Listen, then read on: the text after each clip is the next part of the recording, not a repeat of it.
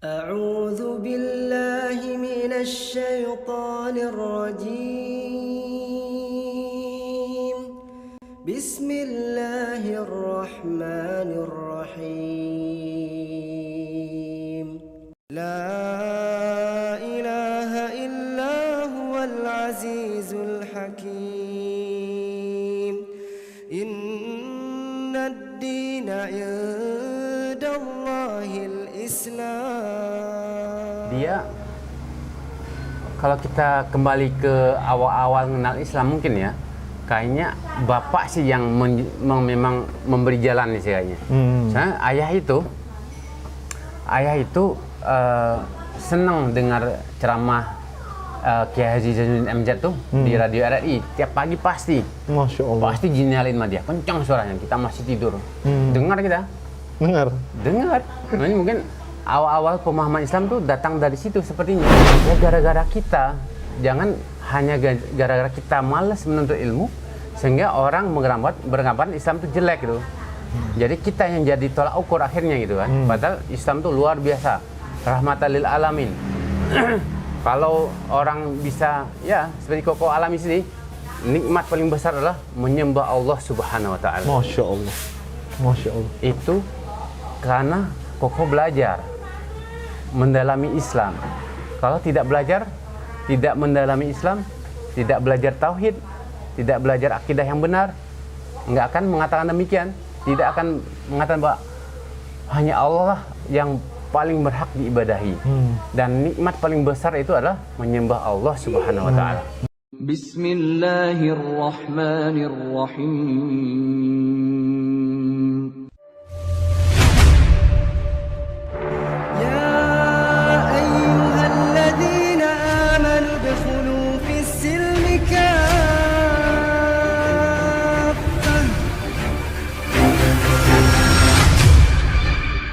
Assalamualaikum warahmatullahi wabarakatuh. Alhamdulillah, sahabat ngaji cerdas yang insya Allah dirahmati Allah Subhanahu wa taala. Kembali lagi bersama saya dan Fatih 1453 tentunya di channel YouTube Ngaji Cerdas yang insya Allah akan mencerdaskan umat bagi mereka yang mau berpikir tentunya. Alhamdulillah, sahabat ngaji cerdas, pertama-tama puji syukur senantiasa kita panjatkan kepada Allah Subhanahu wa taala.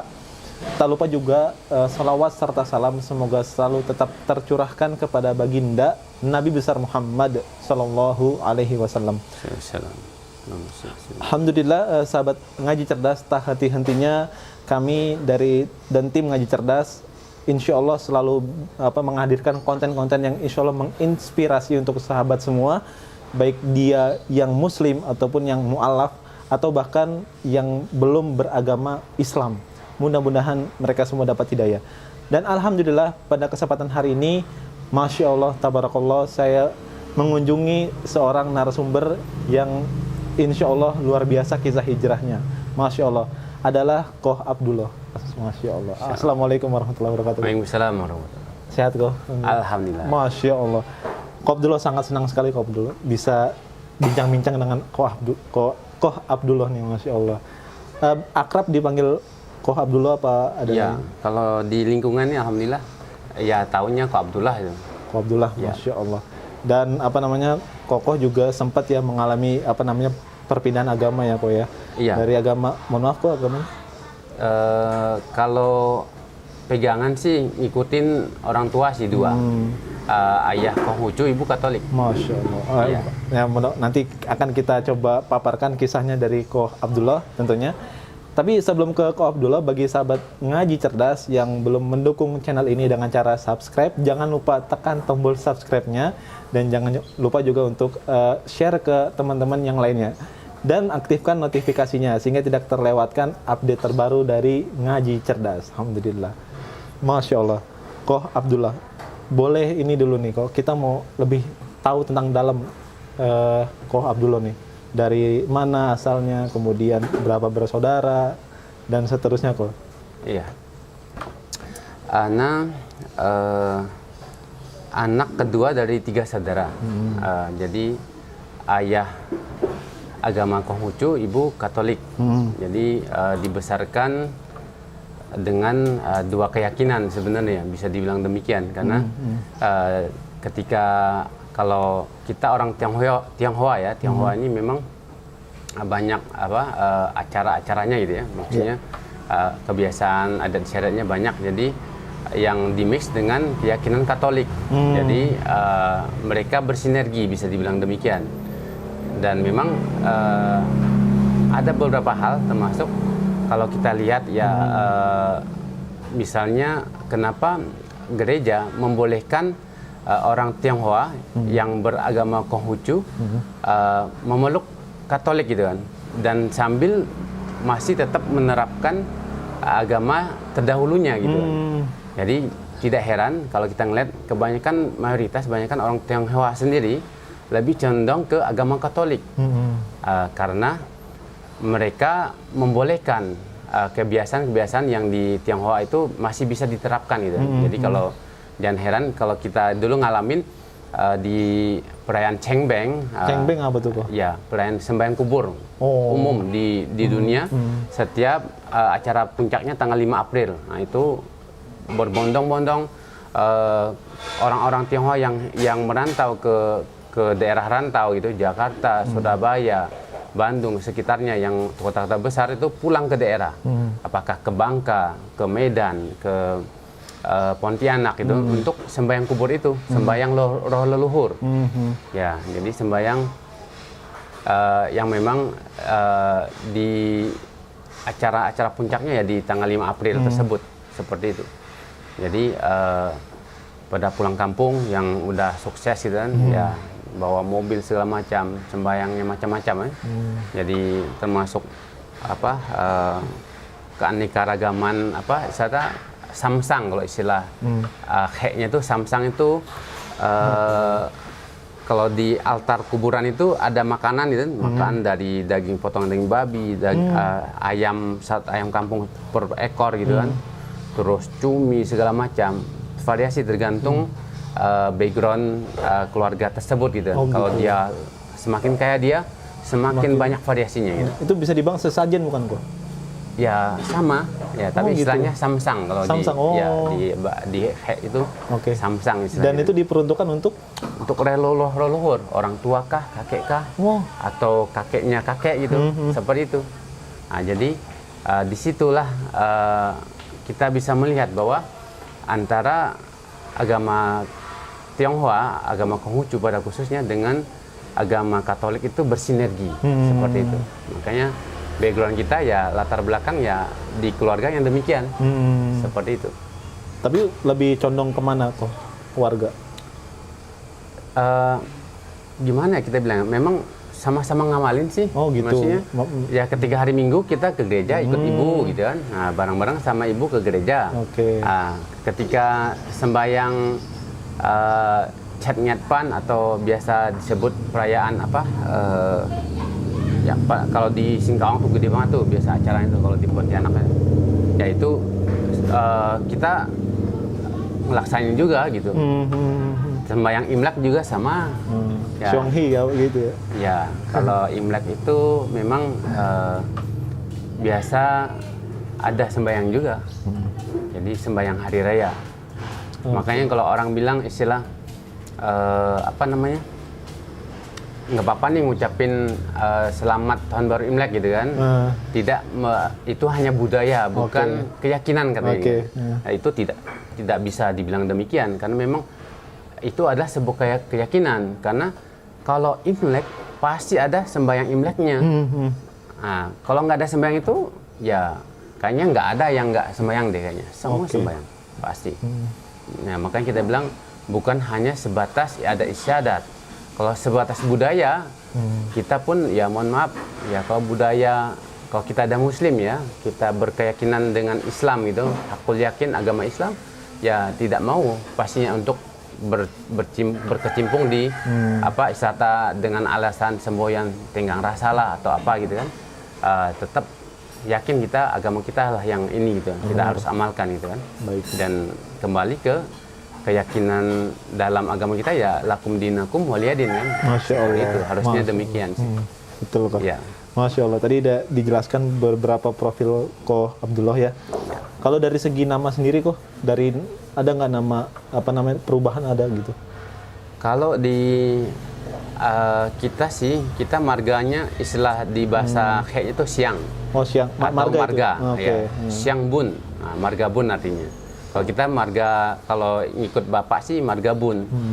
Jadi panggilan kalau di kita di keluarga besar, keluarga kita Aphin biasa panggilnya.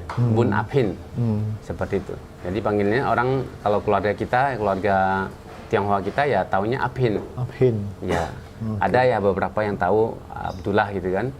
Dan memang ada bibi kita juga udah hijrah masuk Islam. Masya Allah. Ya, jadi di beliau bibi ini jumpa dengan suami orang Tionghoa juga, cuma memang udah hijrah masuk Islam. Jadi menikah dan alhamdulillah hijrahnya bagus gitu. Jadi terbinalah gitu kan. Makanya kita tips kita kalau memang kita belum kuat ya jangan coba-coba menikah dengan satu suku kita gitu kan. Maksudnya sama-sama Tionghoa, background mualaf kalau nggak bisa membimbing atau nggak kuat lah gitu kan. Background kita belum kuat jangan coba-coba gitu kan. Saran kita mendingan cari muslimah yang lebih kuat gitu kan. Sehingga kita bisa seiring sejalan gitu kan. Lebih baik demikian gitu kan. Karena ada sebagian teman-teman ya kita orang ya kayak kita aja, Koko sendiri cari istri orang Muslim. Kenapa? Karena kalau kita cari orang Tionghoa gitu kan, dengan misalnya background nol lah anggapannya gitu kan, kita ajak hijrah dia mau, tapi repot nanti keluarga kita mau ke arah mana gitu kan. Ya.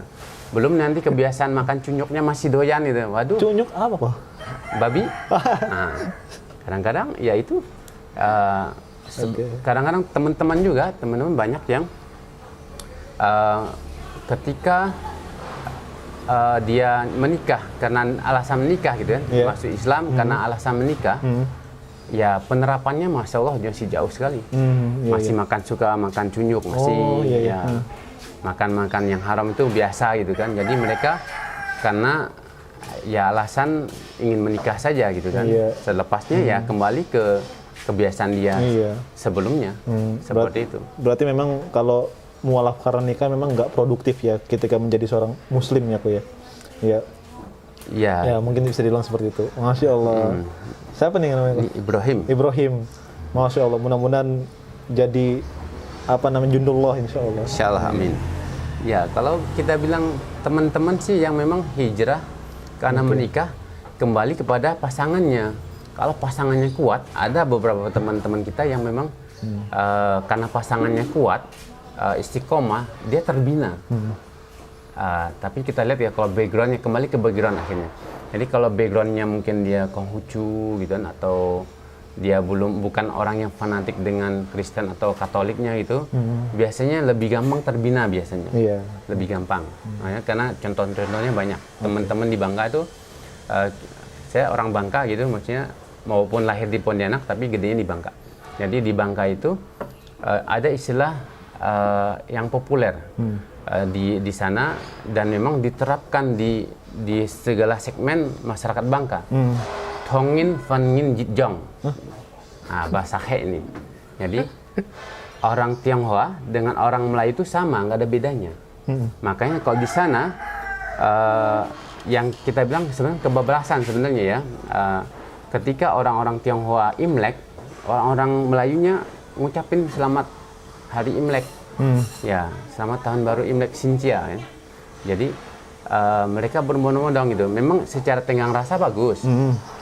Namun secara penerapan akidah yang benar gitu, ya itu udah menyimpang ya kita bilangnya. Karena kita beda dengan mereka gitu kan. Kalau mereka datang dengan silaturahmi ketika hari raya, kita welcome wisata. Di sana sebenarnya demikian, ketika Imlek orang-orang Melayunya datang main gitu. Tapi ya itu tidak menjaga. Kita bilang tidak menjaga. Ya namanya orang Tionghoa Imlek kan ya. Di situ ada bir, ada arak putih dihidangin, ada buah-buahan yang habis sembayang ya, bisa bilang habis disembayangin, dihidangkan, dimakan oleh.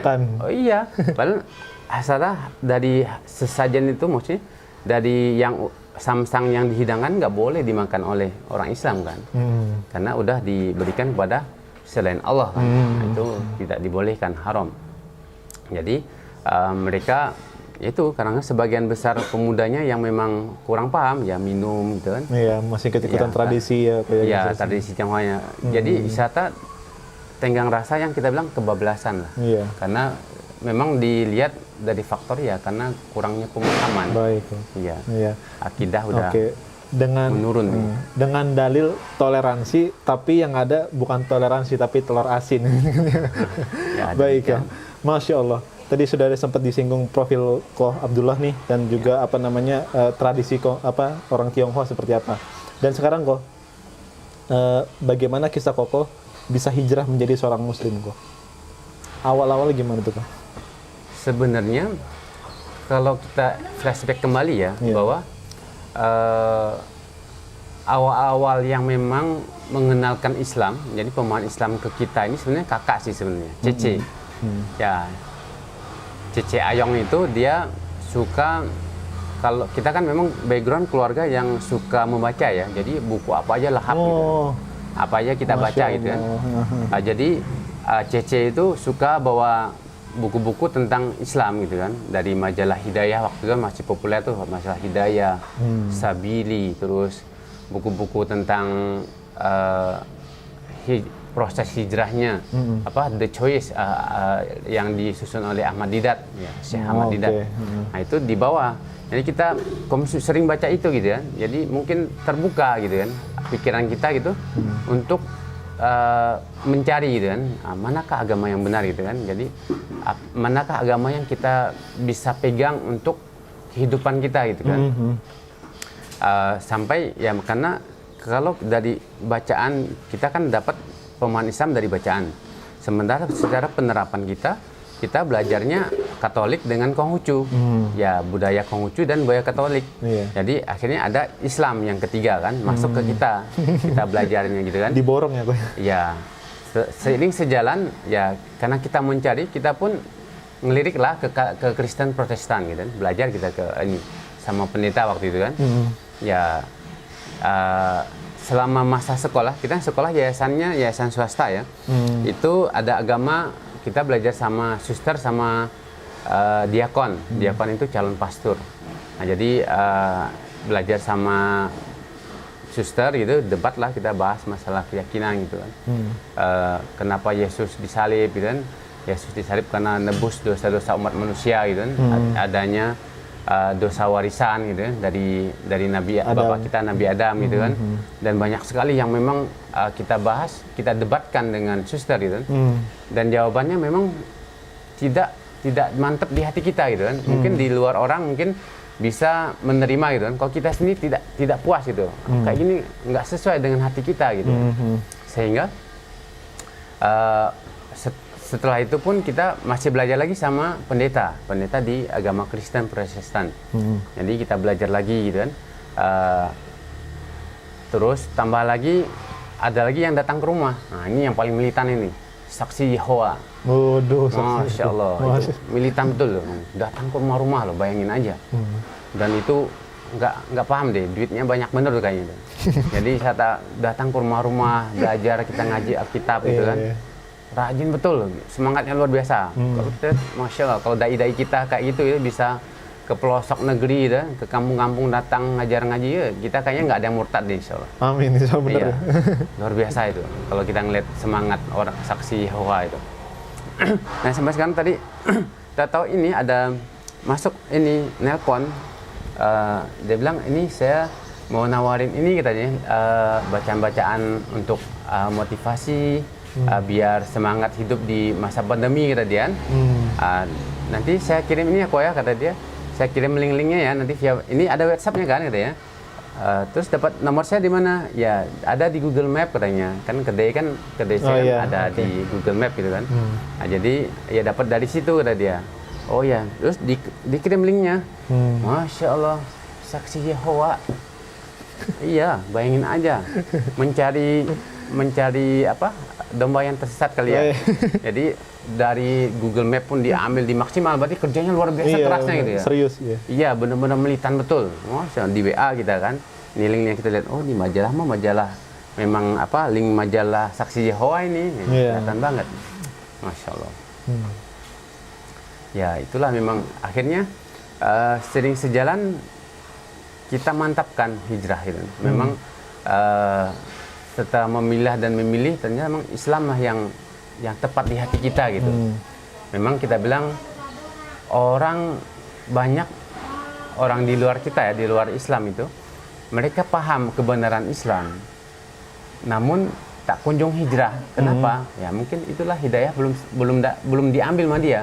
Bukan belum sampai. Udah sampai hidayah tapi tidak mau diambil sama dia. Itu kita bilang karena ada paman kita. Paman kita kalau di Tionghoa ini kita panggil apak ya, pak. Oh ya, pak. Ya, apak itu dia bilang, "Iya, saya setelah belajar karena dia mungkin belajarnya adalah sekolah-sekolah negeri kan, itu penerapannya agama Islam tuh.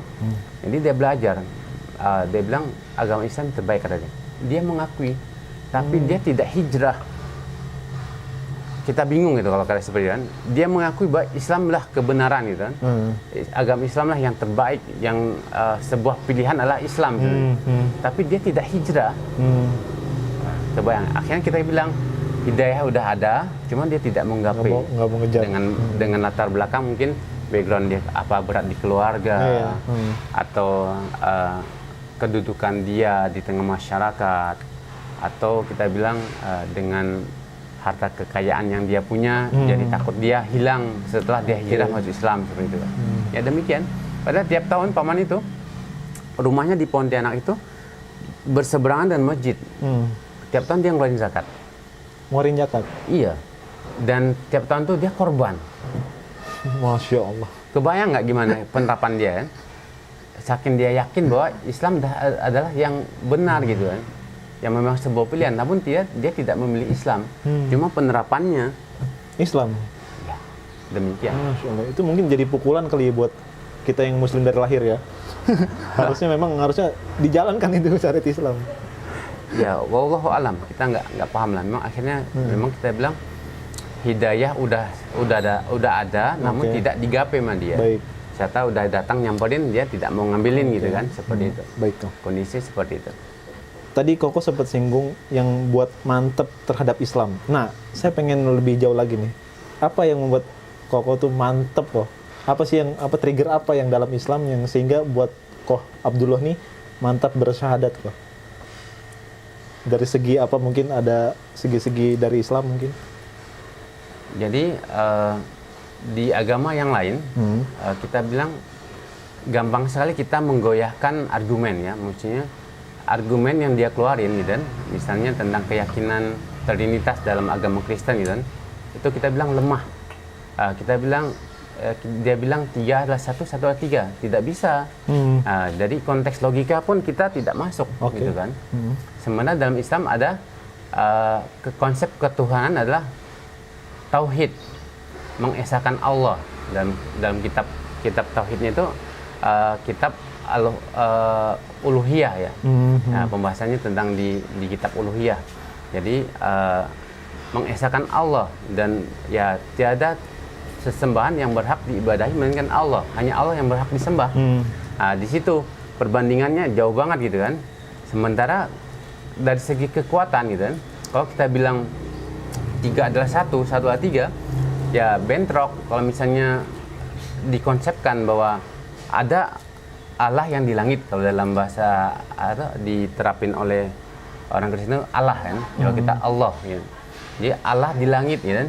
Ada Tuhan Yesus, Yesus di bumi gitu kan. Jadi Allah bersemayam dalam bentuk manusia, ya jadi Yesus gitu kan. Nah, di sisi lain ada dalam ayat, lupa maksud ayat dalam Al-Qur'an itu dikatakan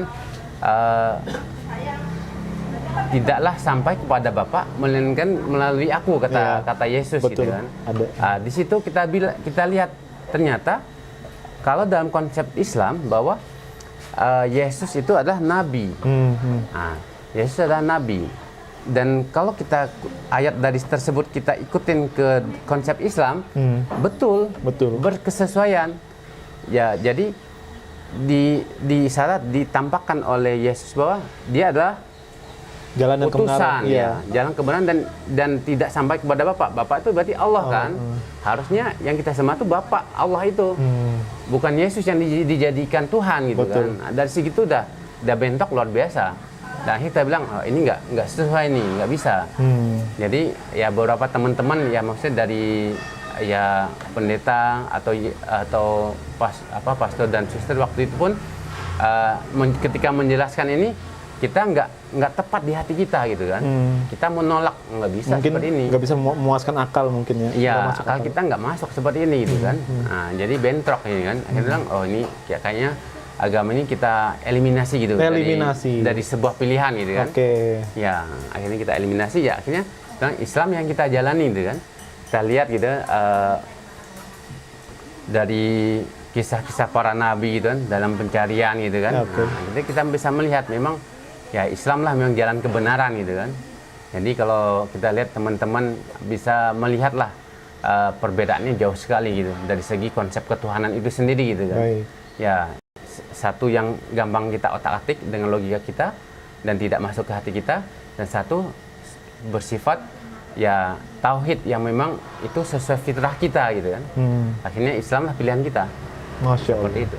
Masya Allah. Ya, Masya Allah. mudah-mudahan tidak para audien tidak Tersinggung. salah ya maksudnya dalam melihat ataupun mengartikan pernyataan kita gitu ya. Iya, karena ini hanya sebuah eksperimen ya kau ya, pengalaman dari Ya, pengalaman pribadi gitu ya. Koko yang rasakan. Jadi ini jangan dianggap menghina ataupun menjelekan karena Ya. itu pure kejadiannya kok ya. Ya, dan memang kita alamin pencarian kita demikian itu. Mungkin teman-teman yang lain ada juga yang kata dia ya saya jumpa Yesus hingga masuk Kristen ya monggo silakan. Baik. Ya kita bilang kita tidak ya kembali kepada diri masing-masing gitu kan. Iya. Dan setelah ada pun pilihannya kembali pada masing-masing. Kalau sekarang kita memilih Islam ya ini keyakinan kita gitu kan, pilihan kita gitu. Betul. Ya, karena memang ada teman-teman yang wisata dia jumpa Yesus. Gitu. Oh, Masya Allah, jumpa Yesus. Ya katanya jumpa Yesus. Jadi akhirnya dia masuk Kristen katanya. Ya boleh-boleh saja sah-sah saja sih. Ya kita pun kadang-kadang kita ada keyakinan kan bahwa berjumpa Rasulullah di dalam mimpi. Dalam keyakinan kita ada kan dalam keyakinan Islam. Namun kita pun harus rinci juga Rasulullah itu seperti apa. Kita kenal nggak sih? Betul, gitu, betul. Dengan wajah Rasulullah seperti apa gitu loh. Perawakan beliau seperti apa gitu. Karena bisa aja syaitan ini menyerupai kan, ngaku-ngaku nabi padahal perawakan tidak sesuai gitu. Masa kan misalnya pakai jubah, mukanya hitam gitu kan, ngakunya Rasulullah. Nggak mungkin. Nah, mungkin kita harus pelajari di Sirah Nabawiyah kan, Rasulullah itu seperti apa gitu kan. Ciri-cirinya. Iya, jadi kita kalau misalnya dalam mimpi kita jumpa orang ngaku nabi, ngaku Rasulullah, ya kita tahu ya ini kazabta, Anda bohong dan ya nabi masa muka lu hitam gitu kan, ya, gitu aja ngomongnya. Oke, ya. Masya Allah. Ya, Ibrahim, sehat Ibrahim. Alhamdulillah. Masya Allah. Gula ini, gula apa nih? Oke. Masya Allah. Tadi mungkin itu ya, apa namanya, triggernya Koh Abdullah adalah tentang ketauhidannya, tentang ketuhanan antara agama yang dulu dan sekarang ya Koh ya. Iya. Masya Allah. Apa namanya, mungkin apa nih Koh, kalau lebih logika lagi nih Koh. Kalau mereka kan sering bilang gini ya, kalau memang Tuhan Anda Islam itu Allah, mungkin apa namanya, harusnya kelihatan dong, harusnya ada dong, gitu kan ya. Logika mereka selalu begitu Koh. Nah, bagaimana apa tanggapan Koko, terus kemudian pengalaman Koko pernah nggak kayak begitu? Ya waktu-waktu yang lalu ada sih yang menyatakan demikian gitu kan. Ya kita berlogika ya, udara ada nggak sih? Ada, kita hirup ada. Wujudnya ada nggak? Ya ketika kalau kita bilang seperti ini tidak ada, tapi kita bilang ada kan? Ya keyakinan Islam ya Allah berwujud, ada wujudnya. Dan memang kan di Al-Quran dijelaskan bahwa nikmat tertinggi adalah berjumpa dengan Allah kan, di surga ini. Ya itu nikmat tertinggi ketika di surganya Allah kita bisa jumpa dengan Allah. Dan Allah ada wajah. Jadi ketika kita ingin mencari ridho Allah, ya di sebagian perkataan ya wajahullah, wajah Allah. Wajahiyya lillahi gitu ya, wajahiyya. Ya. Jadi mengharapkan wajah Allah kan, ridha Allah. Kan. Jelas seperti itu, ada wujudnya. Adapun kita tidak bisa nampak sekarang di kondisi kita melihat Allah, tidak bisa karena kita tidak punya kemampuan untuk itu. Ya, fisik kita tidak bisa untuk melihat itu. Dan di apa? Ada kisah Nabi Musa ya, Mas. Oke, betul. Itu, masuk. Itu memang yang kita jelaskan di situ. Ya, nggak bisa gitu kan. Dalam konteks kita belum bisa, fisik kita tidak bisa melihat Allah di dalam kondisi kita di dunia ini. Seperti itu. Tapi benar, berarti Allah itu memang ada ya kok ya. Bahkan kok meyakinin itu kan ya. Ya, jelas. Tanpa mungkin harus terlihat secara fisik gitu kayak. Bentar nih. Juga kalau memang kita bilang, kalau kita berapa teman-teman kita bilang ya yakin Yesus Tuhan gitu kan, wujudnya itu benarkah itu wajah Yesus gitu kan? Realitanya dari dulu zaman sekarang apa nggak berubah? Kita nggak ada foto. Oh iya. Kalau kita bilang kita mau ini gitu, kita mau goyangin dia gimana gitu ya, logika dia. Kok Yesus itu sama loh, sampai apa dalam film Yesus itu ada. Yang di apa di siapa itu artisnya itu yang ini ngamalin mirip jadinya kan ya. Itu jadi Tuhan loh, kebayang loh, logika kita pun nggak akan masuk demikian gitu kan. Masa Tuhan kita serupakan dengan manusia gitu.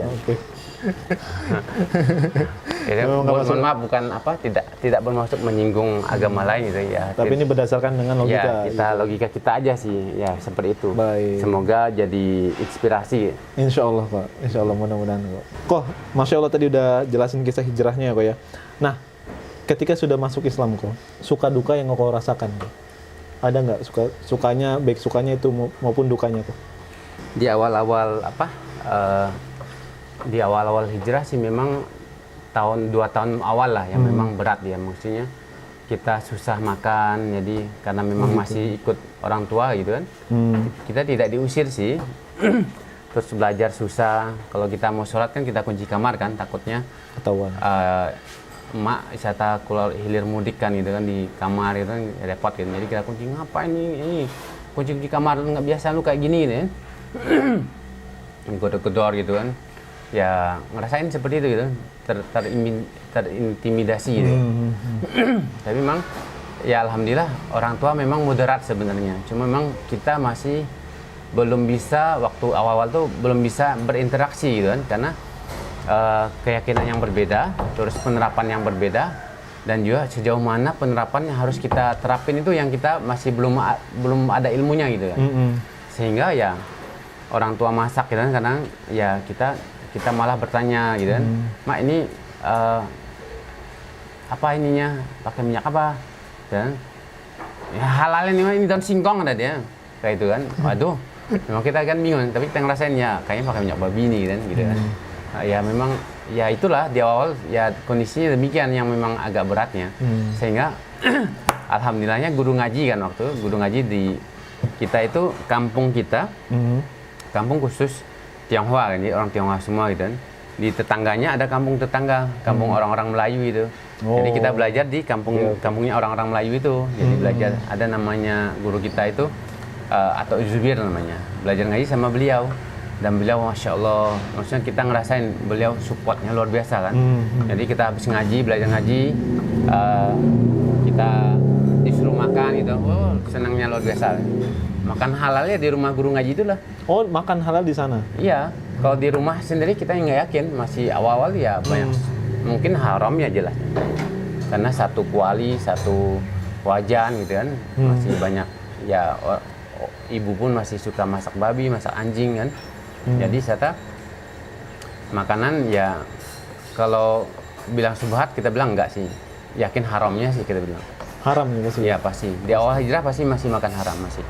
Karena memang tidak bisa dihindari. Secara tampak zahir ya mungkin daun singkong, tapi pakainya minyak babi masaknya. Seperti itu.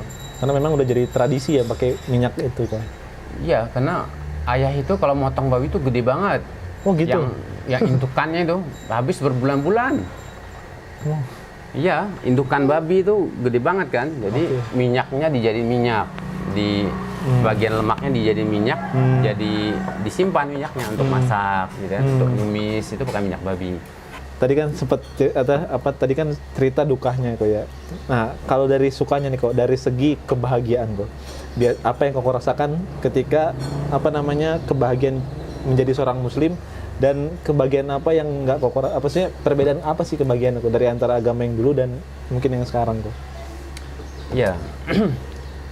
Kita setelah hijrah ya, kita jadi hati itu tahu apa yang dituju, gitu kan? Oh iya. Ya, kita mengetahui apa tujuan kita dalam hidup kan. Sebagaimana kalau di dalam Al-Quran Az-Zariyat 56 kan, wa ma khalaqtul jinna wa insa illa liya'budun. Tidaklah kami ciptakan jin dan manusia kecuali untuk beribadah kepada kami kan. Itu tujuan hidup kita gitu kan. Jadi arah hidup kita tahu gitu kan. Nah, kalau kita di dulu di zaman kita sebelum hijrah gitu kan, apa sih kita kayaknya perasaan kawin makan minum itu perputaran hidup seperti itu gitu. Menjadi kaya gitu kan, apa tujuannya cuma untuk urusan makan minum dan berkeluarga doang, tidak ada hakikat hidup yang sebenarnya tidak ada. Jadi menyembah kepada Allah itu nikmat paling besar, luar biasa. Maksudnya yang paling bersyukurlah nikmat kita adalah nikmat menyembah kepada Allah yang hak. Itu yang kita paling banyak syukurnya itu. Masya Allah. Paling kita nikmatin itu. Masya Allah. Jadi kita ketika sujud pun ya Allah nikmat betul bisa bersujud kepada Allah ya. Masya Allah. Ya sebenarnya kita dulu nyembahnya ya kuburan, ya batu-batu besar, patung gitu ya. Patung yang wisata itu pada konsepnya ya itu benda mati gitu kan. Kita sembah gitu kan. Ya merasakan. Terus ada pengalaman ya suatu ketika gitu, pernah diajak seorang Pak Haji gitu, ngajak kita ke ziarah dia. Nah ini ada masalah ziarah yang tidak bersesuaian dengan syariat kan mungkin. Baik. Jadi ziarah ke makam Habib apa itu kita nggak sebut. Itu mereka tawaf gitu kan, sambil bersolawat tawaf ke kuburan tuh. Awal-awal tuh karena kita awal hijrah ya, masih baru hijrah mungkin masih lurus hati kita ya. Asli mual kita memuntah melihat ini fenomena demikian itu ya. Jadi kaum muslimin ada sebagian yang bertawaf di kuburan. Nah, kita yang baru hijrah muntah, terasa muntahnya, mau muntahnya tuh nggak kebayang. Maksudnya itu kita tanya ke Ustadz yang lebih paham, kenapa bisa demikian Ustadz ya? Ya antum alhamdulillah tauhid lurus gitu kan. Jadi karena lurusnya tauhid antum, jadi antum hal yang demikian tidak kesesuaian dengan ini agama Islam yang benar gitu kan. Baik. Nah seperti itu. Kita mengalami demikian kan. Iya. Ya flashback baru-baru hijrah waktu itu. Masya Allah. Ya. Artinya ada kebahagiaan yang mungkin Koko rasakan sangat beda jauh dia dibanding agama yang Koko. Iya. Jauh sekali ya. Jauh sekali ya Koko. Nikmatnya luar biasa ya. Allahu Akbar. Ya, nikmat paling nikmat itulah bersujud kepada Allah. Itu Oke. nikmat yang besar. Oke. Ko Abdullah, yang saya ketahui kok bahwa berinteraksi dengan keluarga yang tanda kutip etnis Tionghoa, apalagi kemudian hijrah menjadi seorang muslim itu nggak mudah ya kok ya, yang saya ketahui kok, karena banyak sekali teman-teman saya Tionghoa, mereka penuh dengan perjuangan. Iya memang. Bagaimana kok berinteraksi terhadap keluarga kok? Dan tadi saya dengar juga katanya kok sampai ada yang hijrah ya kok, yang menjadi seorang muslim ya kok ya, beberapa saudara. Nah silakan kok. Sebenarnya kalau di keluarga besar kita ya, keluarga Bun ya, sebenarnya mereka lebih moderat sih sebenarnya kalau kita bilang. Kita ngeliat ya interaksi paman bibi pun tidak terlalu ekstrim lah gitu kan dalam masalah. Memang lebih condong dibandingkan harus memilih Islam, mendingan ke Katolik. Oh gitu. Ya sampai ada sepupu itu, sepupu kita dibilang lu jangan, karena dia istrinya Protestan, lu harus tetap ini adat yang harus lu pegang gitu kan. Nah, sampai demikian di ultimatum gitu kan.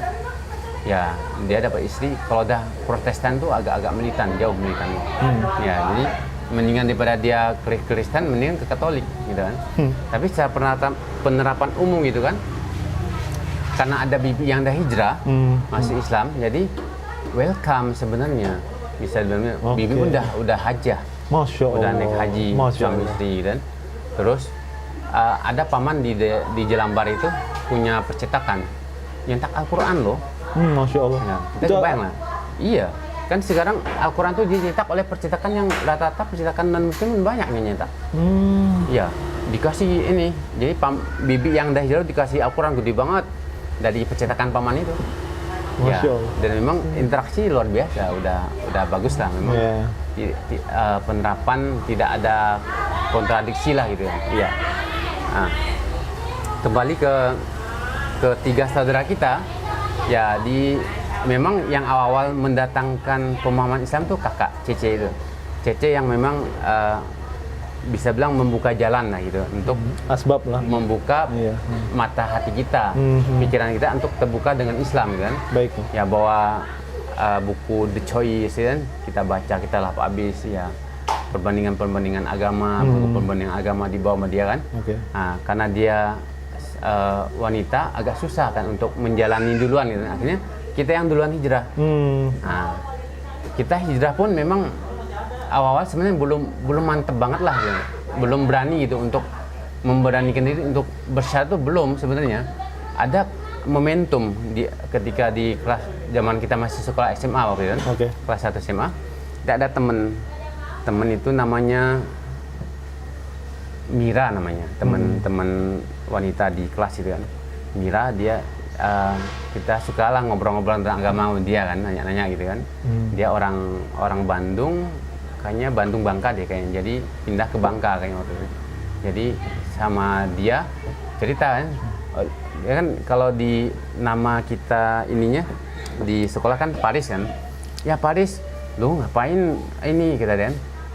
Kalau udah mantep milih Islam jangan ditunda-tunda kata dia. Emang lu yakin besok lu ini masih hidup katanya? Sama yang kita langsung tersentak gitu kan. Ya Allah, ya Allah, ya Allah. Dalam hati kita benar-benar kita terpukul ya, maksudnya ini memang betul ya. Akhirnya kita berinisiatif menghadap ke guru agama. Kan di sekolah swasta agamanya ada beberapa agama yang memang gurunya masing-masing. Jadi waktu itu Pak Nurdin Bayu guru kita menghadap ke beliau. Pak, saya mau hijrah mau Islam. Waktu itu masih awal-awal menjelang Ramadan waktu itu. Belum Ramadan tapi menjelang Ramadan. Kita Pak, saya mau masuk Islam. Yakin lu kata guru kita kan? Ya, terus ngadap ke, yuk kita ini ngobrol sama kepala sekolah. Sebenarnya sekolah ini Yayasan Yapensun. Bukan, Setiabudi. Yayasan Setiabudi. Ini memang sekolah Tionghoa sebenarnya.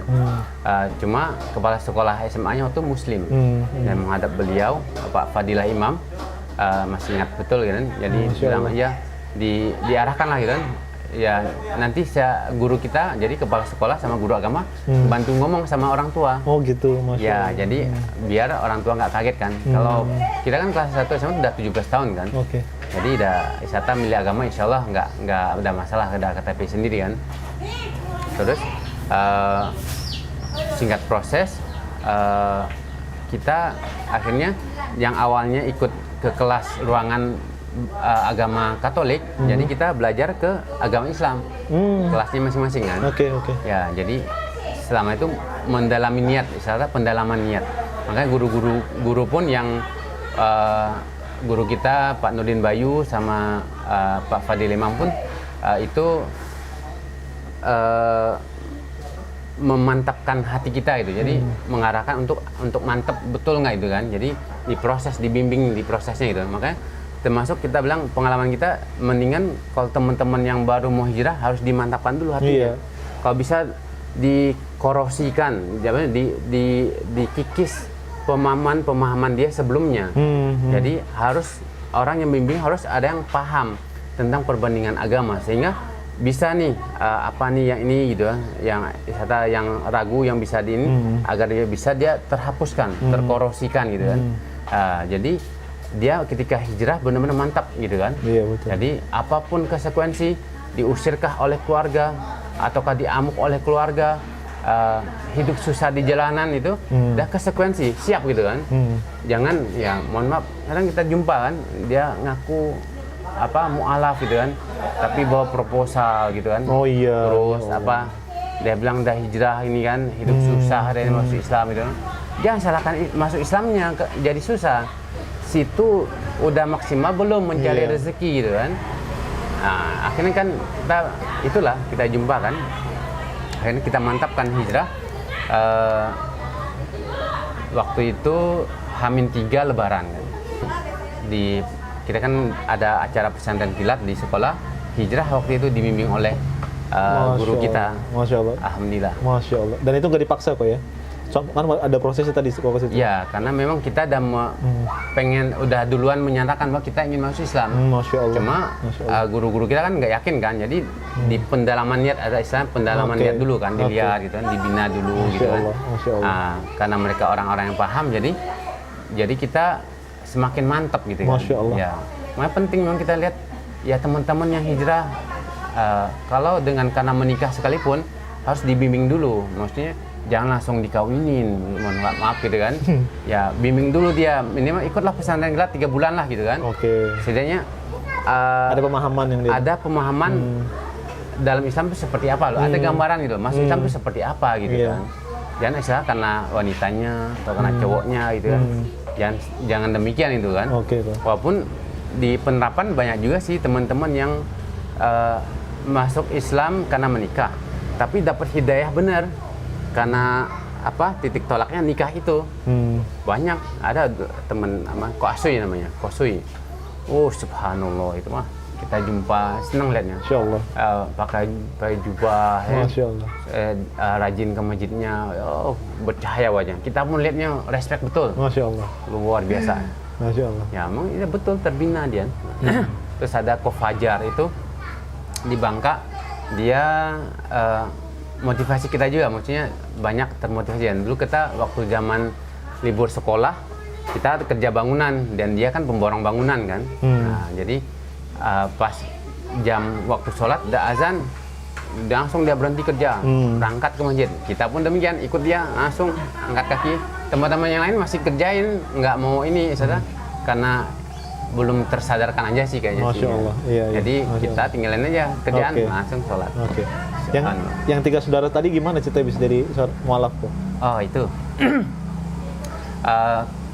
Cece itu setahun kita habis hijrah, tahun depan dia kita arahkan. Jadi ceritanya. Oh berarti Cece belum masuk Islam ketika itu? Belum. Jadi Cece karena dia wanita susah gerak. Jadi kita akhirnya gini. Kita utarakan sama sekolah kita. Waktu kan di Setiabudi, awal-awal hijrah kita di Setiabudi. Karena lingkungan memang teman-teman banyakkan Tionghoa, akhirnya kita bilang merasa agak khawatir kan, maksudnya pergaulan demikian gitu, mendingan banyakkan orang Melayunya, lebih baik kan. Akhirnya kita pindah ke sekolah negeri. Di sekolah negeri itu tempat Cece itu sekolah dulunya. Jadi guru agama yang di sana kaget ngeliat kita kan, iya Cece lu juga bagus lu agama ini, pelajaran agama Islam ini cakep banget nilainya katanya. Maksudnya di sekelas dia, Cece lu paling bagus nilai agama Islamnya. Kebayangkan gimana kondisinya kan? Masya Allah. Iya, pemahaman Islamnya banyak dia. Dan kalah orang-orang Melayu yang Muslim dengan dia, nilai agamanya the best. Masya Allah. Nah, jadi kita bilang iya Cece sebenarnya pengen hijrah juga, cuma nggak tahu jalannya gimana gitu. Akhirnya bondong-bondong akhirnya mufakat gitu kan, guru-guru di sana, oh ya kita ini ya, kita ngadep bupati waktu kan, ngadep bupati gitu kan. Lupa kayaknya Bupati Bangka waktu itu yang syahadatin deh kalau misalnya. Masya Allah. Atau, Bupati Bangka. Kayaknya enggak sih, kayaknya Agim deh waktu itu. Jadi diarahkan untuk ke Agim sambil cari dibantu untuk kuliah kan. Jadi dibina di Darut Tauhid. Kita ikut juga ya. Ya kita ikut juga waktu itu dibimbing oleh syahadatnya oleh Agim. Allahu Akbar. Ya, jadi Agim yang mensyahadatinnya. Dan alhamdulillah Cece istiqomah juga, setelah berapa tahun baru dapat suami. Jadi masuk Islam dulu, baru suami dapat ya. Suaminya pun Muslim kan, jadi memang yang deketinnya namanya Amoy kan, Amoy Bangka kan terkenal cantiknya kan. Jadi ya kita orang-orang Tionghoa, kalau Cece itu memang di kampung kita termasuk nomor sekian lah yang memang primadonanya kampung lah Baik, gitu kan. Masya Ya, Allah. jadi banyak yang ngubur gitu kan. Baik. Alhamdulillah dapat suami muslim juga. Gitu. Masya Allah. Terus alhamdulillah kakak si Cici Cici udah masuk Islam, hijrah oke. gitu kan. Terus beberapa tahun kemudian adik ini sebenarnya kondisinya spesial sebenarnya, kondisi adik ini yang bungsu ini. Dia dibeasiswain oleh orang yayasan Katolik. Ya. Adik yang bungsu itu kondisinya spesial ya, memang dia dapat beasiswa oleh yayasan Katolik. Ya. Jadi disekolahkan di SMK Sanjaya di daerah Gunung Kidul dia. Jadi di sekolah itu dia belajar kan, dan memang banyak anak-anak seumuran dia pun ketika itu juga sama belajarnya muslim, orang muslim di sana. Gitu. Memang luar biasa ya, misionaris ya. Sekolah gratis, makan minum ditanggung, bayangin ya. Koko pernah ke sana main ceritanya. Ya Allah, banyak yang muslim. Ada, jadi Yayasan Santo Thomas itu seberangnya ada musola. Ya Allah, tidak terawat sama sekali ya. Benar-benar sayang sekali ya, maksudnya karena kalah gitu dengan kekuatan orang Kristen ini kan. Jadi kita ngelihat ya mereka anak-anak itu benar-benar tidak dimurtadkan langsung, tidak. Jadi lihat Dikasih makan mungkin. masih makan, terus ikut doa bersama, doa makannya doa secara Katolik, Kegiatan secara Katolik semua. Jadi pelan-pelan luntur Islamnya kayaknya. Ya akhirnya lama mereka minimal menganggap semua agama sama. Sama, iya. Ya. Ya, naudzubillah-nya mereka murtad gitu ya. Bisa mungkin setelahnya bisa jadi murtad. Kenapa? Ya toh dia bisa makan hidup tenang ya di Katolik gitu kan, dijamin rezekinya gitu kan. Jadi adik itu selesailah masa tugasnya kan dengan pengabdiannya yang di Yayasan Santo Thomas itu, pulang ke Bangka. Kita ngobrol sama dia, kita nih udah muslim nih berdua nih, lu mau ikut hijrah nggak? Ya sih, dia bilang tahu dia Islam benar gitu kan. Karena dia pun mendalami, awal-awal mendalami kan, nggak tahu nih kondisi di Santo Thomas dia mungkin terlunturkan gitu kan. Oke, nanti insya Allah bisa diwawancara ya kayak kalau jumpa di Ngaji Cerdas insya Allah. Di Bangka dia. Oh di Bangka, Iya. mudah-mudahan insya Allah. Nah, jadi tapi kalau via phone kalau mau bisa ya, atau Zoom gitu kan, video call bisa. Jadi awalnya dia nggak mau nih ikut hijrah ke kita. Masuk Islam juga. Dia bilang, biarlah ini Cece sama Koko aja yang masuk Islam, kata dia. Aku nggak usah, kata dia. Yakin lu gitu kan, kita bilangin kan, kita ini motivasi lagi ya. Lu kan lah tahu Islam yang benar kan, nggak rugi lu gitu kan, rugi nggak lu gitu kan. Ya terserah sih gitu kan, kita kan ini kan nggak mengintimidasi juga, tapi terserah sih. Ya lu yang rugi, lu yang tanggung sendirilah gitu kan. Kita mah cuma sebatas mengingatkan aja gitu kan. Nah, akhirnya dia mantep tuh dia, akhirnya dia yang awalnya ragu, akhirnya dia mantapin masuk Islam. Masuk Islam, alhamdulillah. Jadi anak di tangan anak sih alhamdulillah jalannya sih kita buka ya Kak Cece sama adik lah, alhamdulillah lewat kita yang awal-awal duluan gitu. Masya Allah. Alhamdulillah hijrah, insyaallah. Dan sempet kan memang waktu itu di wawancara oleh koran Bangka Pos waktu itu kan, ya. Sempat masuk kan, terkenal gitu di kampung ini. Alhamdulillah, Masya Allah. Di kampung orang tahu, kita nih 3 saudara di kampung ini kan, kampung kita kampung Sigambir kan. Tungtet kalau bahasa ini namanya. Kampung Tungtet ya. Ada yang masuk Islam nih 3 saudara. 3 saudara hijrah masuk Islam ya. Jadi ngetren juga sempat gitu. Masya Allah. Ya. Masya Allah.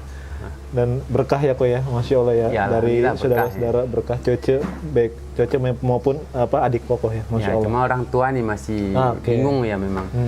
Orang tua ya kita bilang kita mau dakwin seperti apa ya, dengan ilmu akan susah. Kenapa? Betul banget. Orang tua bilang, lu baru gua yang lahirin lu kan, lu hidup berapa lama sih dengan gue gitu kan, gitu. Setelah ngomong kasarnya kayak gitu kan.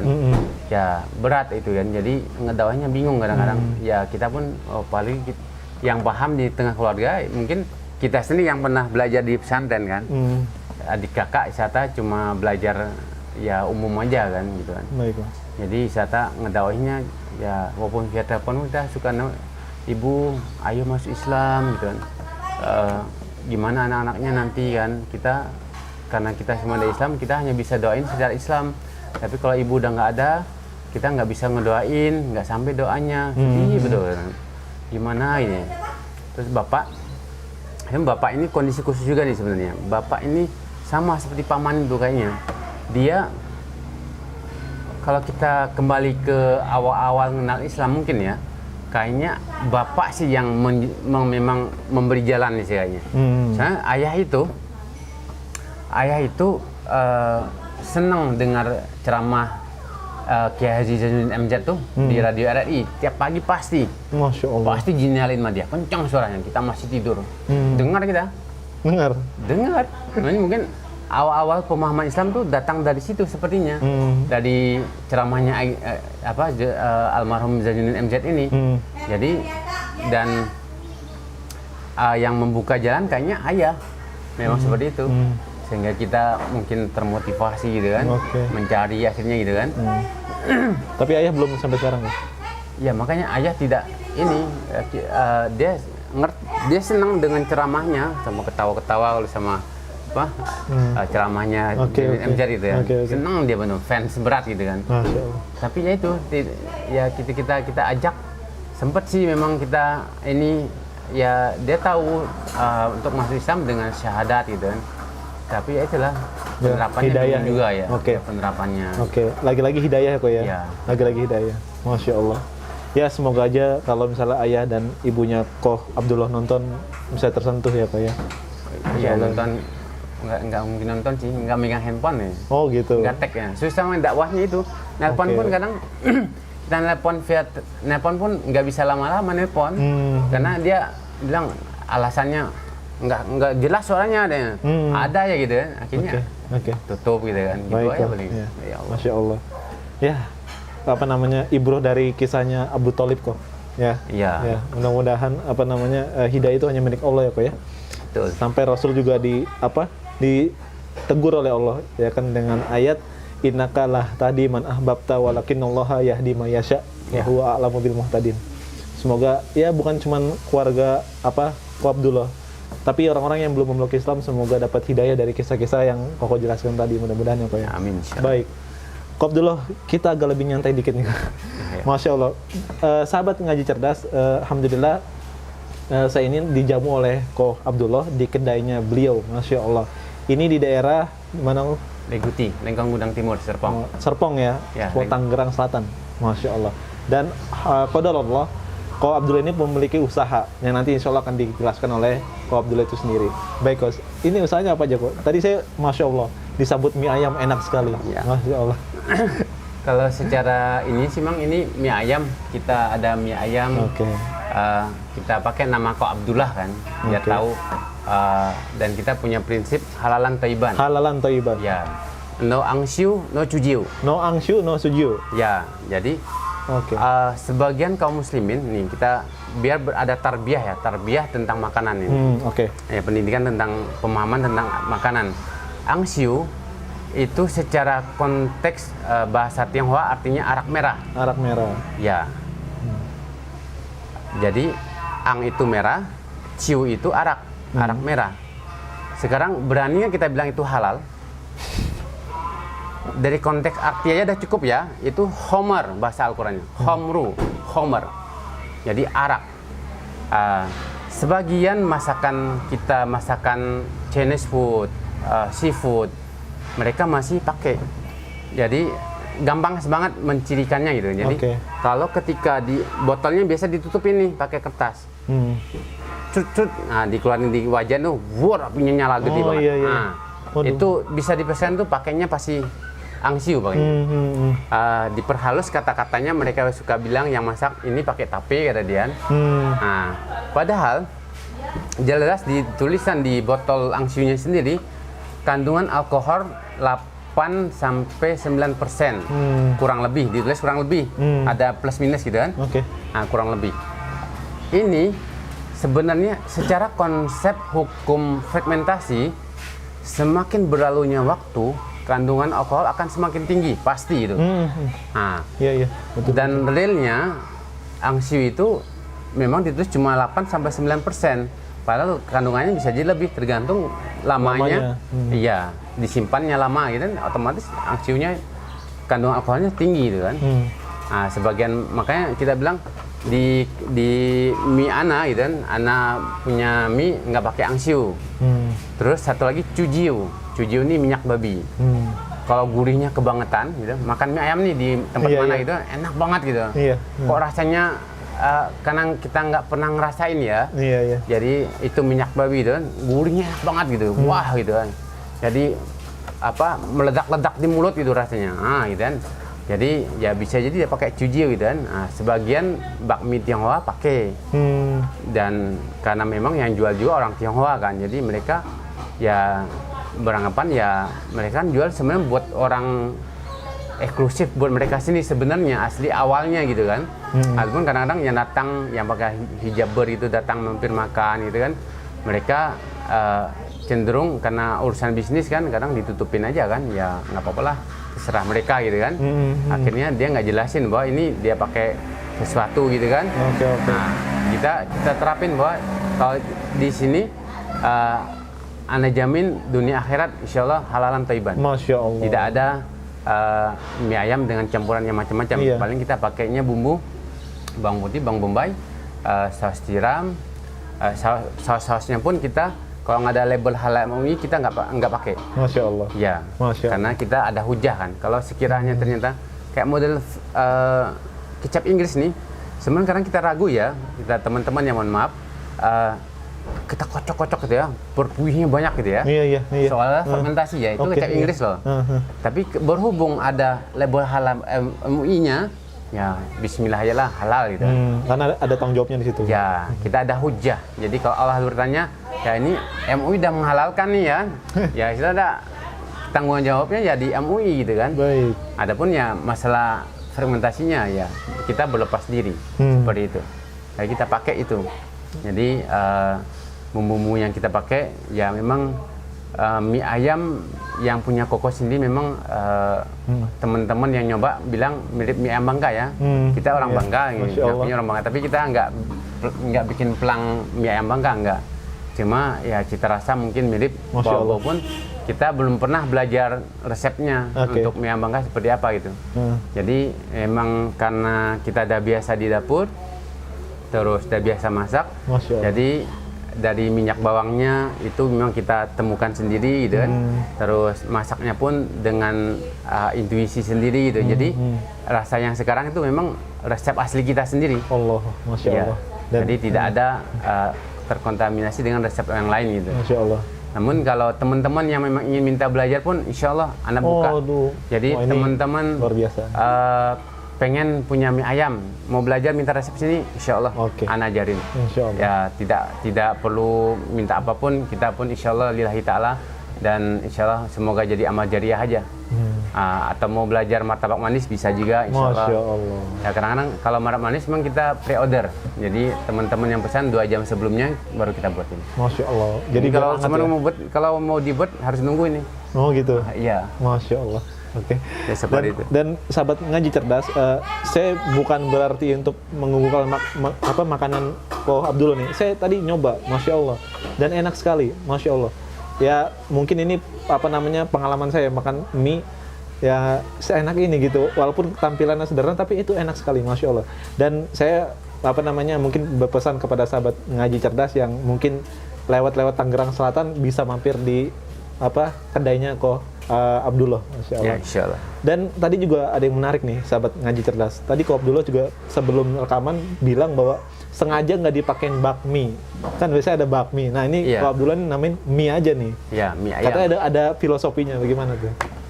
Iya, jadi bak itu kan sebenarnya singkatannya babi sebenarnya. Oh, bak itu babi tuh? Iya, jadi kalau memang banyak kan tadi yang ini pun kita bilang ya bakwan gitu kan, mungkin awalnya mungkin dari situ gitu kan. Konteks bahasanya kan memang itu sebenarnya kuliner Tionghoa sebenarnya aslinya kan, yang kata tebak itu ya? Iya, kata bakso gitu kan. Yang memang kalau di Chinese kan awal trennya bakso ya di sana sebenarnya. Kalau kita menilik sejarahnya gitu kan. Oke. Dan termasuk ada kita jumpa orang Wonogiri, dia punya bakso kumis pokoknya, punya brand bakso kumis. Dia cerita, aslinya bakso ini orang Cina punya dia. Nah, cuma kita tren di sini Indonesia ya bakso Wonogiri yang ngetop gitu kan. Kalau aslinya kalau jenis bakso paling banyak ya orang Chinese namanya bakso ikan sampai ini macam-macam kan, bakso bawang gitu. Ya seperti itu. Jadi kita nggak pakai bakmi dan takut khawatir orang berlawan ini engkoh ya Tionghoa gitu kan, ini pakai bak ya takutnya kan. Ya. Insya Allah halal ya Pak ya. Kalau kita yakin kita jamin halal thayyiban insya Allah dunia akhirat. Halalan thayyiban, masya Allah. Insya Allah. Masya Allah, semoga berkah keusahanya kok. Amin insya Allah. Mudah-mudahan memberikan kebaikan untuk Koko, usahanya berkembang insya Allah. Amin insya Allah. Baik, Ko Abdullah, kita banyak melihat kaum muslimin di sekitaran kita kok, yang kemudian mereka ini, dia ini muslim kok, tapi mereka tuh kayak menjalankan Islam tuh setengah-setengah kok. Ya, jadi kan kayak Islamnya nggak menyeluruh ya kok ya. Padahal kan Allah mengatakan bahwa masuklah ke dalam Islam secara menyeluruh. Nah, pandangan Kokoh gimana kok? Ya memang itu kita prihatin ya. Memang iman itu naik turun ya, seperti ombak di lautan ya. Namun kadang kita motivasi hidup sebenarnya, kalau kita ada teman-teman ya yang muslim itu bisa melihatlah gitu kan. Kalau kita meyakini Islam sebagai pilihan, walaupun karena sebab lahirnya Islam ataupun sebuah pilihan karena hijrah dengan background mu'alaf gitu kan. Namun pada dasarnya keyakinan Islam ini jangan sampai tergoyahkan. Agar dia mantap, agar dia kuat, agar bisa istiqomah, mestinya kita tetap ngikutin sabda Rasulullah SAW. Tolabul ilmi faridatun ala kulli muslim. Menuntut ilmu wajib bagi tiap-tiap muslim. Jadi konteks ilmu yang dikatakan Rasulullah ini ilmu apa? Ini ilmu agama. Kalau kita mau paham agama kita, ya kita belajar. Kalau mau Al-Quran kita bagus, Al-Fatihah kita bagus, ngaji kita bagus, tartil dan indah gitu, belajar. Proses belajar ini yang mesti kita tempuh. Nah, jadi kalau misalnya, mohon maaf teman-teman ya gitu-gitu aja tiap hari, ya jangan berpikir beranggapan bahwa hidup kita hanya sekarang saja. Kita akan melewati fase ini dan yang sekarang kita masih sekarang gitu kan, masih hidup, masih bernafas. Nanti nggak tahu besok mungkin kita udah dipanggil Allah, apa yang kita bawa. Kalau kita tidak punya ilmu, sementara tuntutan amal sebelum beramal adalah ilmu. Nah, bagaimana kita boro-boro nih misalnya untuk dakwah kita ke diri kita sendiri susah gitu. Jangan sampai ada cap Islam itu wah malas, Islam itu jelek gitu kan. Ya gara-gara kita, jangan hanya gara-gara kita malas menuntut ilmu sehingga orang beranggapan Islam itu jelek gitu. Jadi kita yang jadi tolak ukur akhirnya gitu kan. Padahal Islam itu luar biasa, rahmatan lil alamin. Kalau orang bisa, ya seperti Koko alami sini, nikmat paling besar adalah menyembah Allah Subhanahu Wa Taala. Masya Allah, Masya Allah. Itu karena Koko belajar mendalami Islam. Kalau tidak belajar, tidak mendalami Islam, tidak belajar tauhid, tidak belajar akidah yang benar, nggak akan mengatakan demikian. Tidak akan mengatakan bahwa hanya Allah lah yang paling berhak diibadahi. Dan nikmat paling besar itu adalah menyembah Allah Subhanahu Wa Taala. Itu nikmat yang paling luar biasa. Dan Koko alami demikian. Masya Allah. Masya Allah.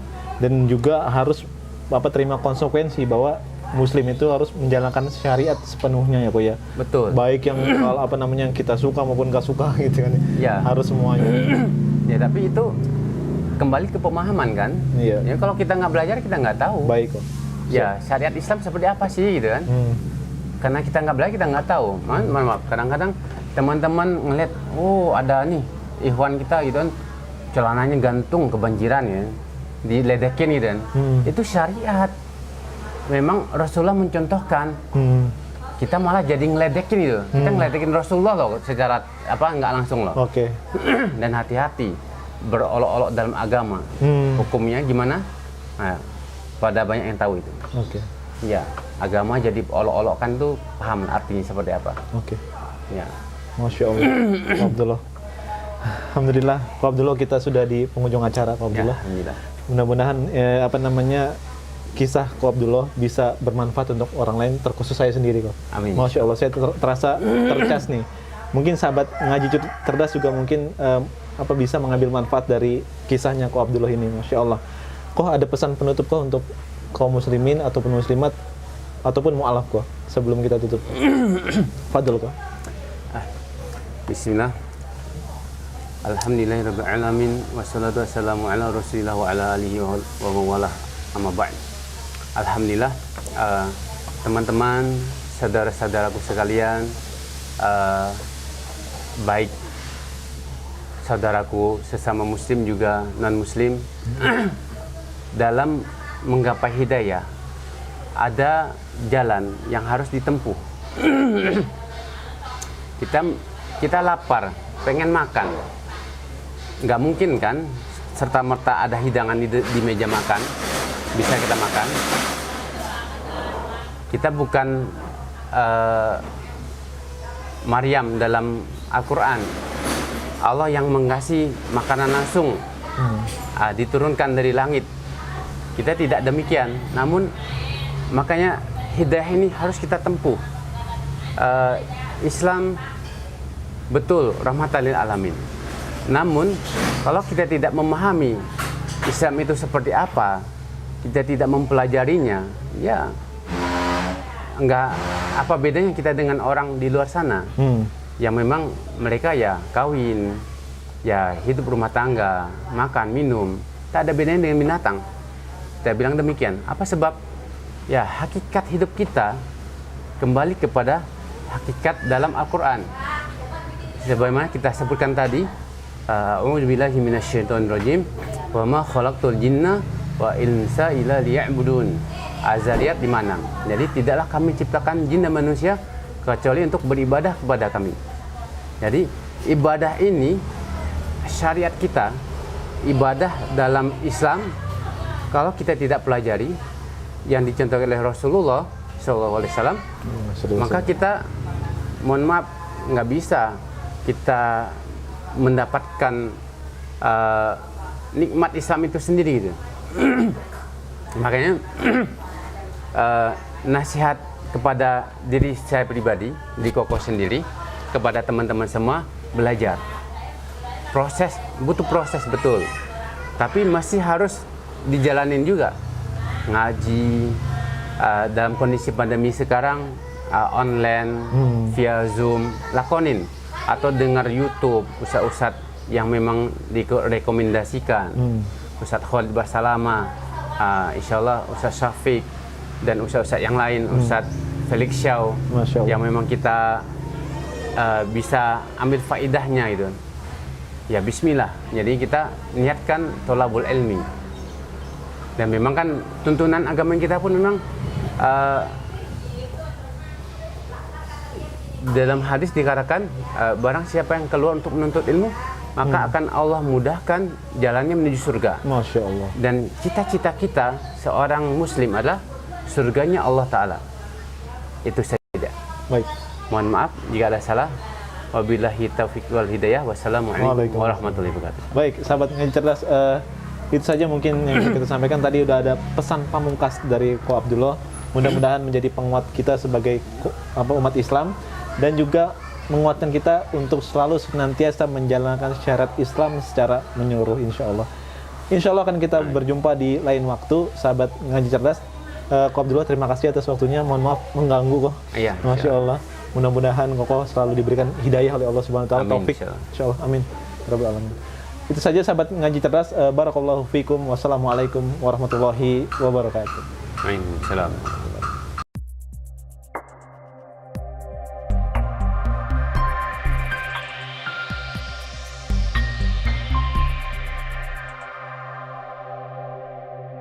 Syukran ya Allah. Ya. Waduh, dahsyat antum, masya Allah.